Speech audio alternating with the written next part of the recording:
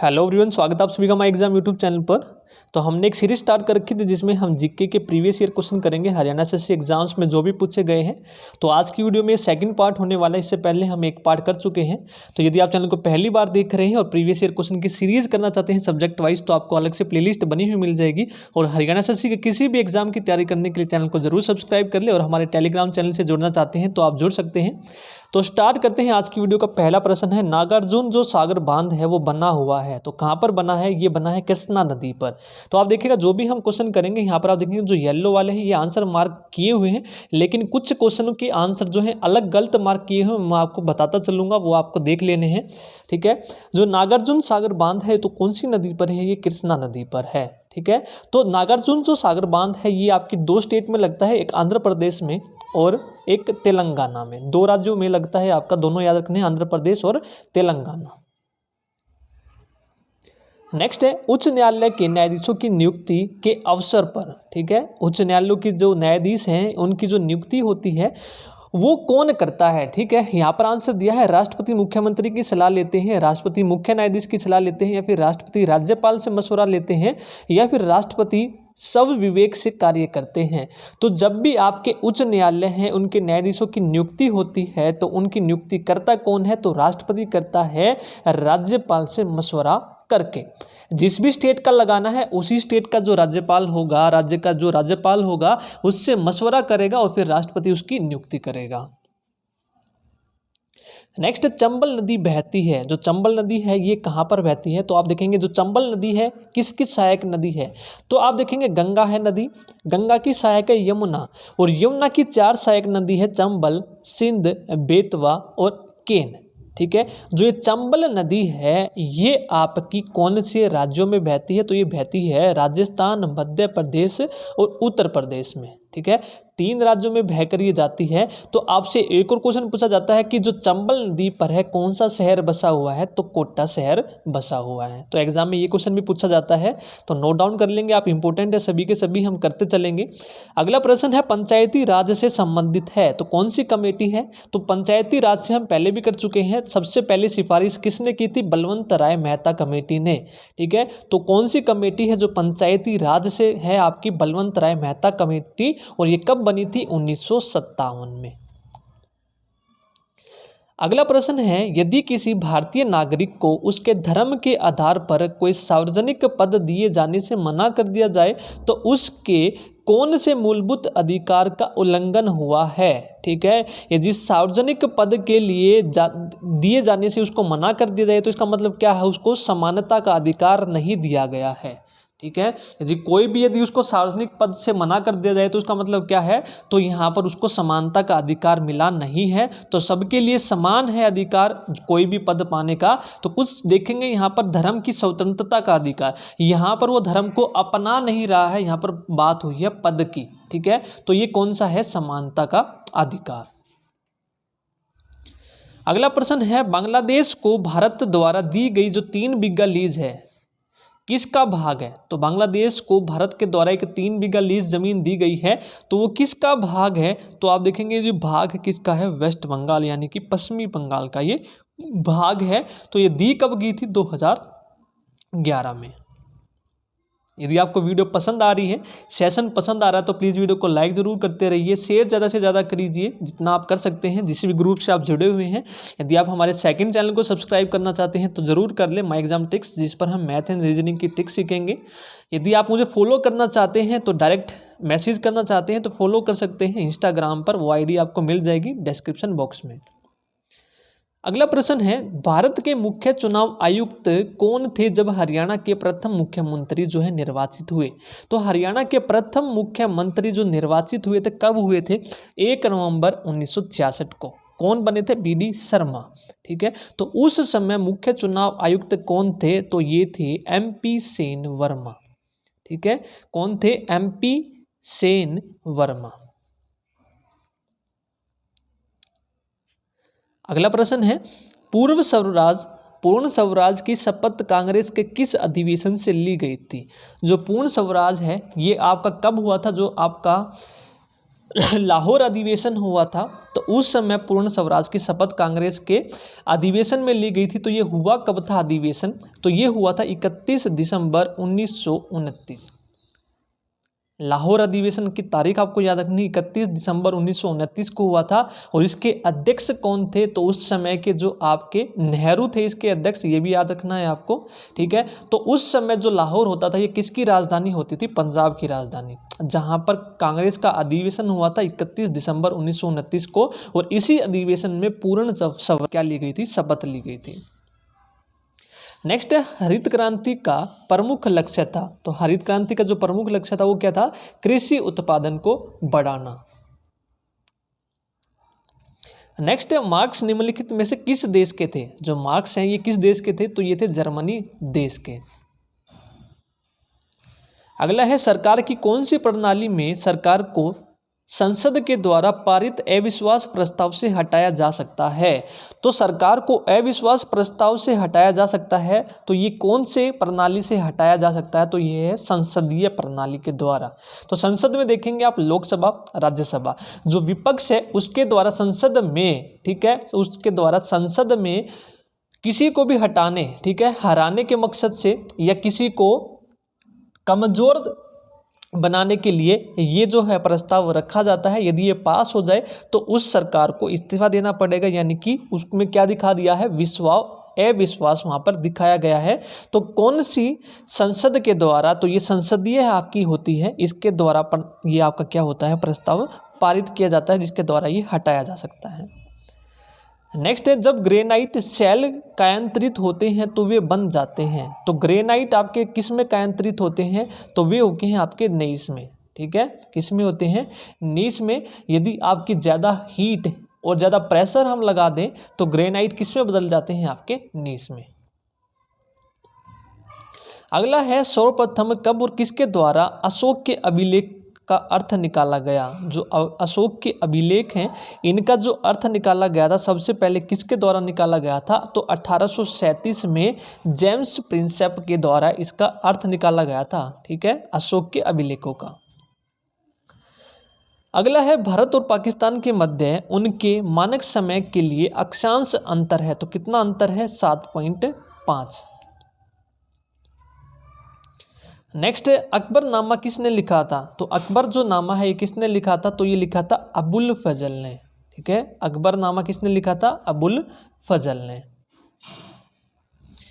Next है संयुक्त राष्ट्र महासभा में पहली बार हिंदी में कौन बोला था? तो सबसे पहला जो हिंदी में बोलने वाला वो कौन था? तो वो थे अटल बिहारी वाजपेयी, ठीक है, कौन थे? अटल बिहारी वाजपेयी। नेक्स्ट संविधान सभा में किसने कहा था कि राज्य के नीति निर्देशक जो सिद्धांत है बैंक को दिए गए एक ऐसे चेक के समान है जो बैंक की सुविधानुसार ही देय होगा? तो ये किसने बोला था? तो ये बोला था केटी साहा ने। बात हुई है यहाँ पर नीति निर्देशक तत्व जो सिद्धांत है, तो ये किस आपके आर्टिकल में आते हैं? 36 से 51 आर्टिकल में नीति निर्देशक तत्वों के बारे में बताया गया है और भाग 4 में इसके बारे में वर्णन किया गया है। और लिए कहाँ से गए थे? ये आयरलैंड से। नेक्स्ट निम्न में से कौन सा पिट्स इंडिया एक्ट द्वारा सृजित है? जो पिट्स इंडिया एक्ट है उसके द्वारा कौन सा सृजित है? तो वो है नियंत्रण बोर्ड, यानी कि कंट्रोल बोर्ड। नेक्स्ट है भाखड़ा, हीराकुंड और नागार्जुन सागर और उकाई क्रमशः किस नदी पर है? तो भाखड़ा जो बांध है वो कौन सी नदी पर है? सतलुज नदी पर। हीराकुंड कौन सी पर है? महानदी पर। नागार्जुन हम पहले भी पढ़ चुके हैं, कृष्णा नदी पर। और जो उकई है ये कौन सा है? ये ताप्ती नदी पर, ठीक है। तो क्रमशः आपको बताने थे कौन सी नदी पर है, तो आंसर यहाँ पर हो जाएगा सी। नेक्स्ट है बिहार में 1857 की क्रांति का नेता था। तो 1857 की जो क्रांति हुई थी उसमें बिहार का नेता कौन था? तो वे थे कुंवर सिंह। नेक्स्ट है उत्तर भारत पर राज करने वाली पहली मुस्लिम शासक कौन थी? तो यहाँ पर बात हुई है पहली मुस्लिम शासक वो कौन थी? रजिया सुल्तान। तो इन्होंने शासन किया था 1236 से लेकर 1240 में। और ये इल्तुतमिश की क्या थी? पुत्री थी। इनका जो कत्ल हुआ था कैथल में हुआ था और इनका मकबरा भी कहाँ पर है? कैथल में। नेक्स्ट है सूर्य के चारों ओर चक्कर लगाने वाले जो क्षुद्र ग्रह हैं किन के बीच होते हैं। तो क्षुद्र ग्रह होते हैं वो कौन कौन से ग्रह के बीच होते हैं, तो मंगल और बृहस्पति ग्रह के बीच होते हैं। ठीक है, ये मंगल है, मरकरी, वीनस, अर्थ, मार्स और जुपिटर, इनके बीच में छोटे छोटे क्या होते हैं, क्षुद्र ग्रह होते हैं जो इन दोनों के बीच में होते हैं, चारों ओर चक्कर लगाते हैं, ये भी सूर्य का।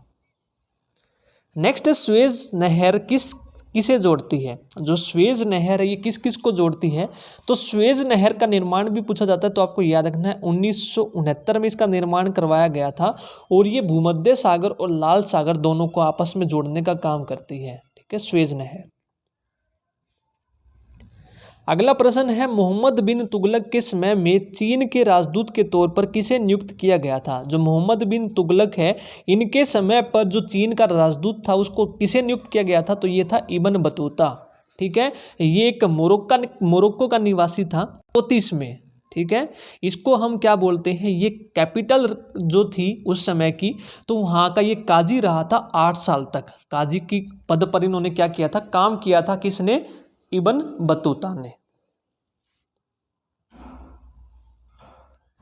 नेक्स्ट है कनिष्क अनुसरण करते थे। जो कनिष्क है वो किसका अनुसरण करते थे, तो ये करते थे बौद्ध धर्म का।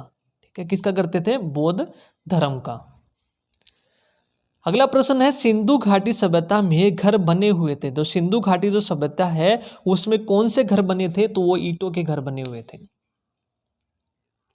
नेक्स्ट है ताजमहल जो है किस नदी के किनारे पर स्थित है, तो ये आपके क्वेश्चन इंपॉर्टेंट है, कौन सा जो है आपका शहर या फिर कोई भी मोन्यूमेंट आपसे पूछ लिया जाएगा कौन सी नदी पर वो बसे हुए हैं, तो ताजमहल पूछा तो ताजमहल कहाँ पर है, आपका यमुना नदी पर बसा हुआ है। नेक्स्ट है निम्न में से सिंधु घाटी सभ्यता का एक बंदरगाह था। तो सिंधु घाटी जो सभ्यता है उसका एक बंदरगाह इनमें से कौन सा था, तो वो था लोथल। ठीक है, और ये कहाँ पर है, गुजरात में है। बात हम करें कौन सी नदी, तो साबरमती नदी के किनारे है, साबरमती। और इसकी जो खोज है वो कब की गई थी, 1957 में राव द्वारा। ये सभी के सभी पॉइंट आपको याद रखने हैं। अगला प्रश्न है विजयनगर शहर तथा साम्राज्य की नींव किसके द्वारा रखी गई। जो विजयनगर शहर है इसकी जो नींव रखी गई थी हरिहर और बुक्का के द्वारा। ठीक है, हरिहर और बुक्का के द्वारा कब, 1336 में। दोनों भाई थे हरिहर और बुक्का, तो ये कौन सी डायनेस्टी के थे, ये थे संगमा डायनेस्टी के। हरिहर और बुक्का की खोज किसने की थी, यानी कि नींव रखी थी 1336 में विजयनगर शहर तथा साम्राज्य की। अगला प्रश्न है शिवाजी के राज्याभिषेक के समय इनमें से कौन जीवित नहीं था। तो इनमें से कौन जीवित नहीं था, दादाजी कोंडदेव। अगला प्रश्न है वेरी इंपॉर्टेंट है, बहुत डीप पूछा गया है आपका क्वेश्चन। देखेंगे निम्न में से कौन सा युग्म सही सुमेलित नहीं है। तो देखेंगे जो रेतवाड़ी व्यवस्था है ये कहाँ पर लागू हुई थी, तो ये लागू हुई थी मद्रास प्रेसिडेंसी में। ठीक है, कब हुई थी, तो ये हुई थी 1792। ठीक है, ये सही सुमेलित है, यहाँ पर आंसर गलत है, थोड़ा सा देखिएगा आप। फिर है तालुकदारी जो व्यवस्था है, जो भी तालुकदार होता था उनके द्वारा जो भी टैक्स वैक्स लगाया जाता था, वसूल किया जाता था, वो किया जाता था। और ये कहाँ पर किया जाता था, बॉम्बे यानी कि बंगाल में, बंगाल में ये किया जाता था। दूसरे नंबर पर है स्थायी बंदोबस्त। तो स्थायी बंदोबस्त सबसे पहले लागू कब हुआ था, तो ये हुआ था बंगाल में। किसके द्वारा, 1793 में कॉर्नवालिस के द्वारा। जो भी कर वसूली की जाती थी, कर वसूल करने के लिए कॉर्नवालिस के द्वारा 1793 में ये लगाया गया था। और कहाँ पर शुरुआत की गई थी, बंगाल में। और अगला है महालवाड़ी बंदोबस्त। तो ये जो महालवाड़ी बंदोबस्त है ये लगाया गया था जो भी उत्तर पश्चिमी प्रांत है, जैसे यूपी, पंजाब, ठीक है, मध्य प्रदेश, तो इन जगह पर लगाया गया था। तो यहाँ पर जो सही सुमेलित नहीं होगा वो कौन सा होगा, तालुकदारी व्यवस्था, ये आपका बंगाल में आंसर आएगा।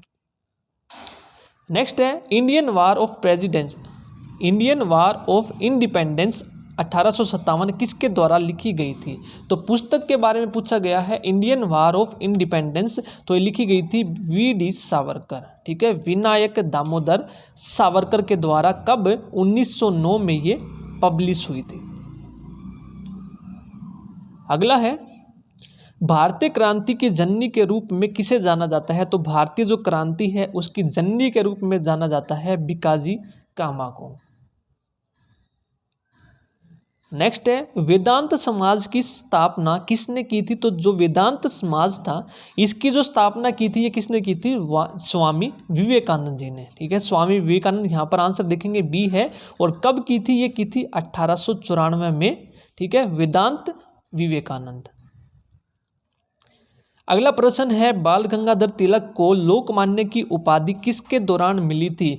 जो बाल गंगाधर तिलक हैं उनको लोकमान्य की उपाधि मिली थी होम रूल आंदोलन के दौरान।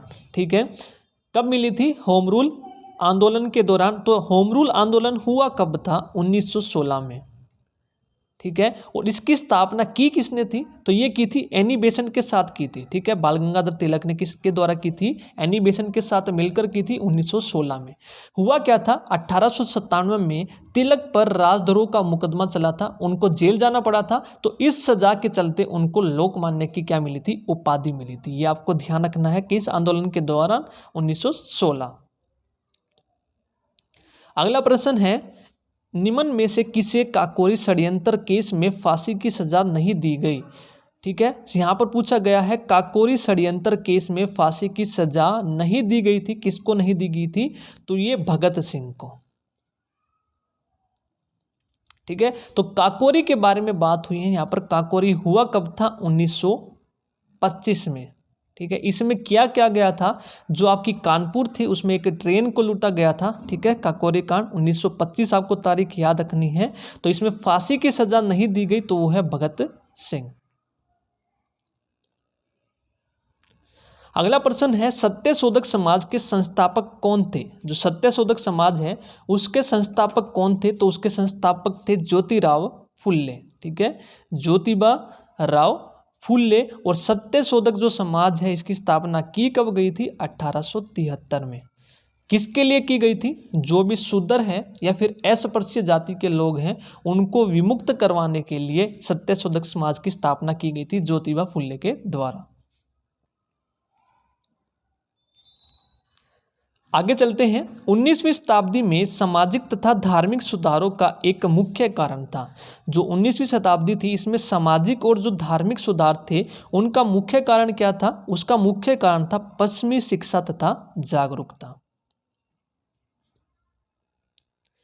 नेक्स्ट है 1917 में अहमदाबाद मिल हड़ताल में गांधी जी के हस्तक्षेप के कारण मजदूरों के वेतन में कितनी वृद्धि हुई थी?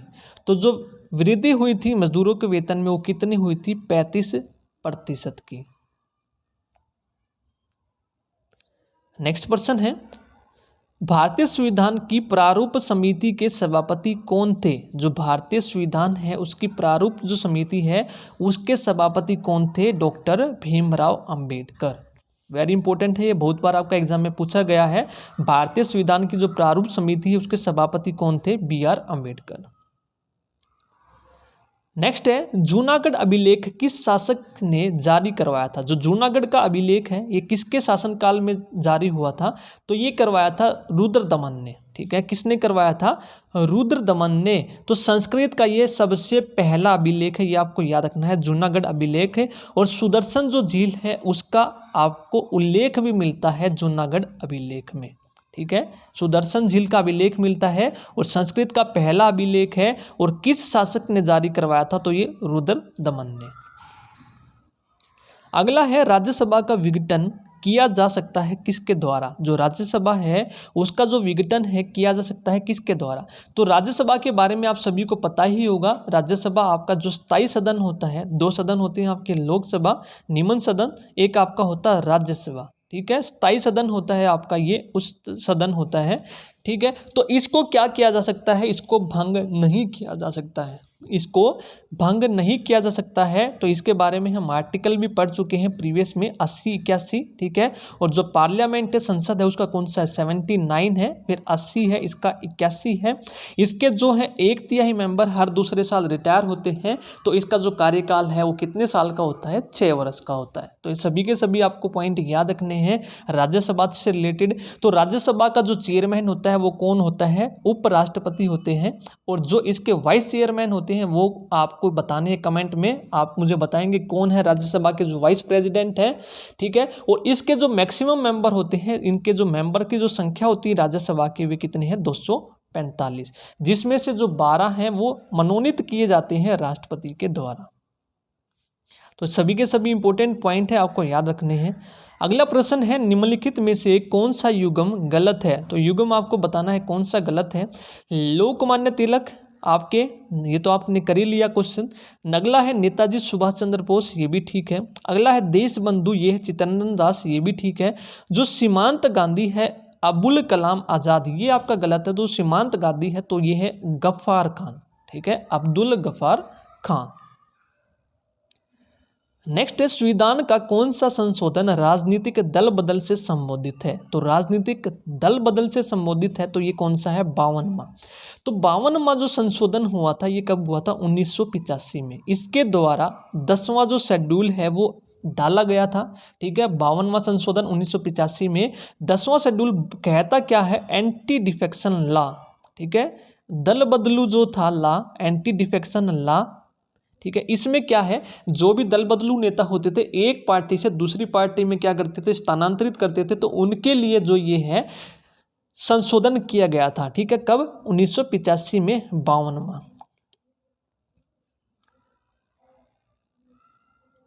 अगला प्रश्न है, अमुक्त माल्यद किसकी कृति है? जो अमुक्त माल्यद है ये किसकी कृति है? तो ये है कृष्णदेव राय की, ठीक है। अमुक्त माल्यद कृष्णदेव राय की कृति है, ठीक है। तो यही आज की वीडियो का सेकंड पार्ट, इतना ही करते हैं। बाकी के जो बचे हुए क्वेश्चन है इसी तरह से हम करते रहेंगे। यदि आपको सीरीज पसंद आ रही है तो प्लीज़ वीडियो को लाइक जरूर कीजिए और कमेंट करके जरूर बताइए। जितना आप कमेंट करेंगे, लाइक करेंगे, आपके हर एक लाइक से मुझे मोटिवेशन मिलेगा आप लोगों के लिए अच्छी से अच्छी वीडियो लाने का। तो आज की वीडियो में इतना ही, धन्यवाद।